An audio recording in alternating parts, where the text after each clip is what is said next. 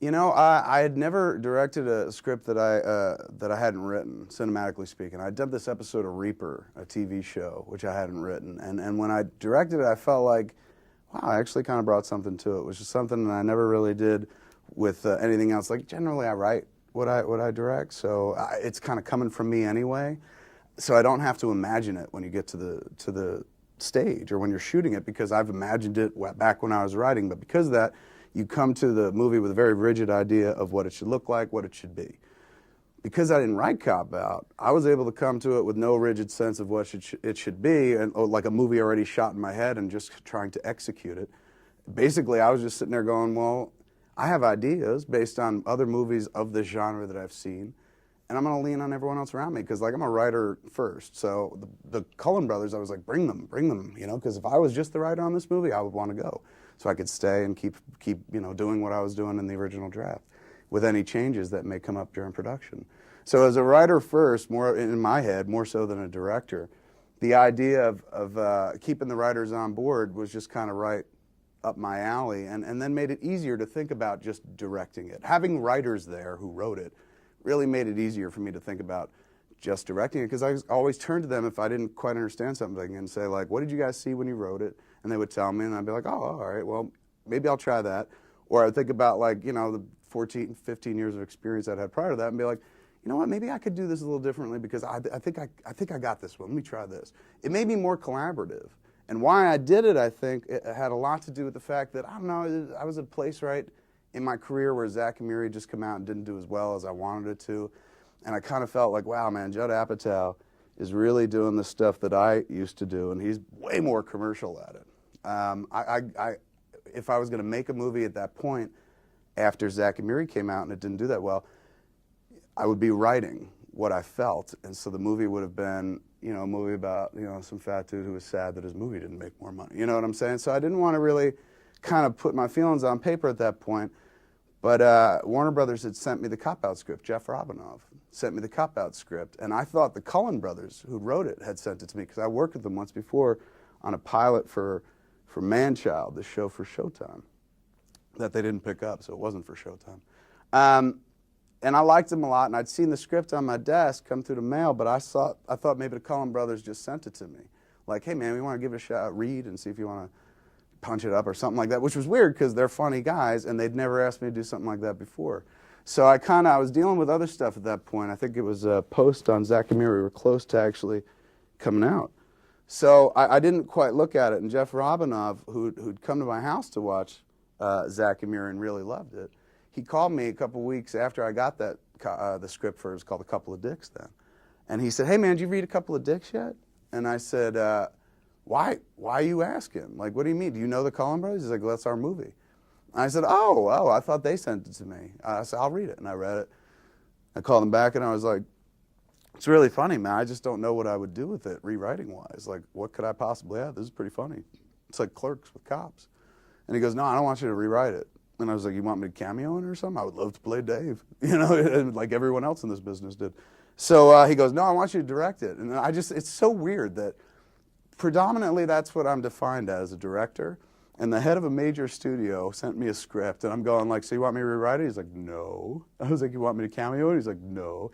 I would never in a million years think anybody would send me that script to direct. But he did, and he was just like, "I want you to direct it." I was like, "Dude, I don't do that. I don't direct stuff that I don't write." And he's going, "But I look at Zack and Miri as a real step forward for you as a filmmaker, just in terms of craft." He's going, "You take those abilities you got to make a movie and marry it to the script. I think we got something." And I was like, "Well, let me read it again. I'll read it with an eye toward directing now," because I hadn't thought about it to that degree at all. So I read it, and I started breaking it down in my head because I was like, well, it's just two dudes talking. That's all I've ever done my whole life. That's not difficult. It's mostly two dudes talking, you know, in a car and whatnot. There's some plot, and I dealt with plot a little bit in Dogma, but, you know, generally I don't make plot-heavy movies. So I was just like, if I could just get my head around the three action sequences in the movie, the three tentpole moments. One is the opening foot chase and the car chase. The other is the cemetery chase, the car, you know, they're chasing the Mercedes later in the movie. And then at the end, there's the big shootout. Other than that, the whole movie to me was like doable because I read it. I'm like, it's just people talking. I do that. That's what I do. And they're talking funny. That's what I like doing. These 3 sequences, though, are outside my realm of ability. Then I really started thinking about it, and I said, you know what, man, it's just like 3 sequences that I could totally get my head around if I just be more diligent at work that day. Because generally speaking, I come in and you walk up to actors, you're like, say this will be funny. And they say, you're like, that's funny, you laugh about it for 10 minutes. And then you say something else funny, like, it's funny, and you're shooting it the whole time. This would require more work than I'd ever kind of put in on any sequence in my life, where you actually have to sit there and over the course of 3 or 4 days shoot an action sequence where there isn't much talking or humor going on. So I was like, if I could just come to work those days, man, like loaded for bear in terms of like, all right, I can barrel down and do this and get my dopey head around it, maybe I can attempt a movie. And then the thing that really punched it through for me was I thought about, like, this is the movie my old man would have loved. And also, if he'd seen it and I directed it, he would have been like, oh, you do make movies for a living.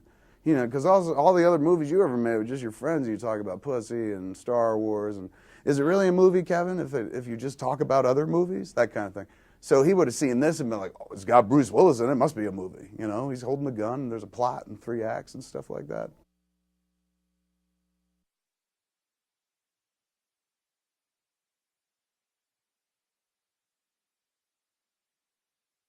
The chemistry between those 2 dudes, I mean, nobody going in knew what we'd have, right? I mean, the beautiful thing is when the first person, I think it was Mark Platt, was the first person who said to me, what do you think about Bruce Willis and Tracy Morgan? I was like, oh my God. I've worked with Tracy before, and I know he's brilliantly funny, and I love him on 30 Rock, and I've loved everything Tracy's really done.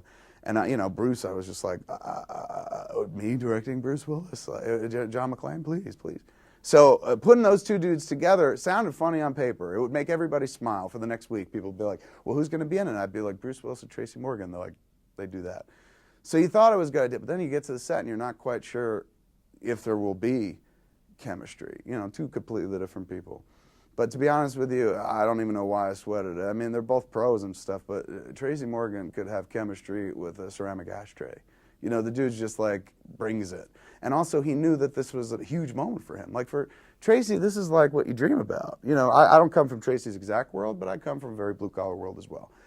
The idea of being on the poster beside the movie star with your name above the title, that's a big bucket of wins. So that dude came to the set knowing that that was within his grasp if he was diligent. We all came to work for that reason, you know what I'm saying? We all took pay cuts to work on the movie for that reason, which was weird because it was a studio movie, but we believed in doing it a certain way, and the studio was like, you could do that a certain way as long as you fit it within this box, do what you want. We believe in you guys. We believe in this whole team, but don't go a penny above this.